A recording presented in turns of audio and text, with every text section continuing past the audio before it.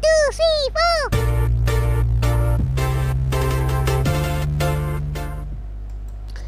Halo Gunarwan dan Gunarwati sekalian, ketemu lagi ya di channel saya Gunar Os. Dan ya harusnya ini adalah segmen sepekan Arsenal ya. Cuman saya ngelihat berita-berita yang ada ini tidak terlalu banyak berita yang baru. Jadi saya pikir ya udahlah saya kumpulin aja nanti untuk hari Sabtu. Dan kalau kita ngomong gosip transfer juga belum ada pergerakan yang berarti ya, dan lebih banyak berita-berita transfer ini yang dari sumber-sumber nggak jelas gitu. Tapi ngomong tentang tadi gosip transfer dari sumber yang nggak jelas, ini yang saya mau ngomong ini adalah tentang Osimhen ya. Kenapa Osimhen ini kok secara apa ya, gosip sorry maaf ketika gosip aduh mau bersin susah banget ya. Tadi ya kalau kita mau ngomong Osimhen, kenapa beritanya ini kok masih amat sangat santer ke Arsenal gitu ya, padahal kita tahu bahwa angka 120 juta euro gitu bagi Arsenal ini bukan angka yang menarik bahkan untuk pemain sekelas Osimhen. Kenapa? Karena memang masih banyak masih banyak posisi yang harus dibenahi oleh Arsenal, dan juga terbatas dengan adanya aturan PSR. Jadi aturan PSR ini amat sangat menghalangi ya klub-klub Inggris ini untuk bisa belanja jor-joran gitu. Jadi ya menurut saya ini sesuatu yang lucu ketika Arsenal sudah jelas-jelas tidak mampu untuk membeli Osimhen. Bukannya tidak mampu sih, tapi bahwa kalau beli berarti ini menafikan posisi-posisi lain yang masih perlu investasikan. Kok malah beli striker gitu ya. Itu menurut bukan hanya striker tapi belinya satu orang gitu. Jadi dengan harga segitu menurut saya amat kok aneh ya, dengan kondisi yang kita sudah tahu Arsenal ini nggak mau bayar harga segitu, tapi kenapa rumornya kok ini masih kenceng banget gitu. Nah di sini kalau kita lihat ya, sebentar saya buka dulu. Maaf saya lupa klik di sini ya. Ini sumber beritanya yang bikin jadi rame lagi ini adalah Walter Di Maggio ya. Walter Di Maggio ini memberitakan dalam satu podcastnya ini ya, dia mengatakan bahwa Arsenal ini dalam waktu dekat akan melakukan penawaran kepada Napoli untuk mendatangkan Osimhen, tapi tidak di harga yang sesuai dengan harga klausul pelepasannya, yaitu di 120 juta euro. Diperkirakan di sini bahwa Arsenal ini hanya mau mendatangkan ini ya, gini kita lihat, hanya mau mendatangkan Osimhen ini angkanya itu di 75 juta euro gitu. Nah menurut saya ini sesuatu yang lucu gitu ya, sesuatu yang lucu. Kenapa saya bilang sesuatu yang lucu? Teman-teman kalau kita lihat gitu ya pemberitaan tentang Arsenal gitu beberapa bulan yang lalu itu ya, sejak naiknya Havertz itu Arsenal ini tidak dalam posisi ingin mencari striker baru gitu ya. Makanya ini saya punya satu pemikiran gitu ya, bahwa dan ini teman-teman menurut saya harus diperhatikan juga, terutama kalau kita baca-baca berita seperti ini ya, tentang rumor transfer Liga Eropa gitu. Dalam berita transfer Liga Eropa, kalau kita dengar gosip-gosip seperti ini ada 3 kemungkinan.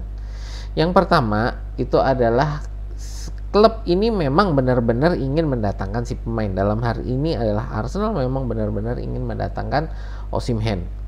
Tapi bisa juga ada kemungkinan kedua ya. Kemungkinan kedua ini adalah Osimhen ini menggunakan Arsenal sebagai daya dongkrak untuk dia menaikkan posisi dia dalam negosiasi kontrak baru ke Napoli. Ini juga kita pernah lihat dilakukan oleh Marcus Rashford ya, memakai nama PSG untuk mendongkrak daya posisi dia terhadap Manchester United dalam kontrak barunya musim kemarin gitu kan. Nah ini, dan satu lagi ini kemungkinan yang ketiga ini adalah memang dari tim manajemennya Osimhen ini sedang mencoba untuk menawarkan si pemain ini agar bisa dibeli oleh, sebenarnya tujuannya bukan untuk dibeli oleh Arsenal dalam hal ini ya. Osimhen ini tim manajemennya bukan, tujuannya bukan untuk menawarkan Osimhen ke Arsenal, tapi lebih ke semua klub yang ada, tolong didengarkan bahwa Osimhen ini harganya sekarang kalau mau bisa kita turunin ke 75 juta euro gitu ya. Kenapa? Karena kalau kita lihat saat ini yang mau mendatangkan Osimhen, Chelsea gitu ya. Chelsea dia sudah mundur. Kenapa? Karena mereka juga nggak mau untuk di 120 juta euro. Ya, Chelsea masih kepepet masalah FFP. Kalau beli 120 juta euro untuk Osimhen, ini mereka musim depan mungkin akan pusing lagi ngurusin masalah FFP. Berikutnya kita ngomong untuk Manchester United, yang dimana mereka juga butuh striker kan. Sekali lagi, menurut saya Manchester United saat ini juga secara keuangan untuk membeli Osimhen di 120 juta euro amat sangat kesulitan. Ya, apalagi mereka ini untuk manajernya, posisi manajer ini masih dalam masih dalam masalah lah, walaupun sudah hampir dipastikan bahwa ini Erik ten Hag, tapi untuk perpanjangan kontraknya kan sampai saat ini masih negosiasi. Jadi menurut saya masih sangat liquid, masih sangat belum bisa dipastikan berapa lama ini ten Hag akan ada di Manchester United. Jadi menurut saya harga pemain 100 juta euro untuk kemungkinan bahwa nanti manajernya akan diganti gitu ya, masih amat sangat sulit bagi Manchester United untuk bisa berkomitmen di harga seperti itu. Liverpool, kita tahulah Liverpool pelitnya kayak apa manajemennya. Sama juga dengan Spurs. Manchester City, mereka sudah punya Haaland, jadi kecuali Osimhen mau jadi pemanas bangku cadangannya Haaland, menurut saya dia nggak akan ke Manchester City. Real Madrid baru mendatangkan Mbappe.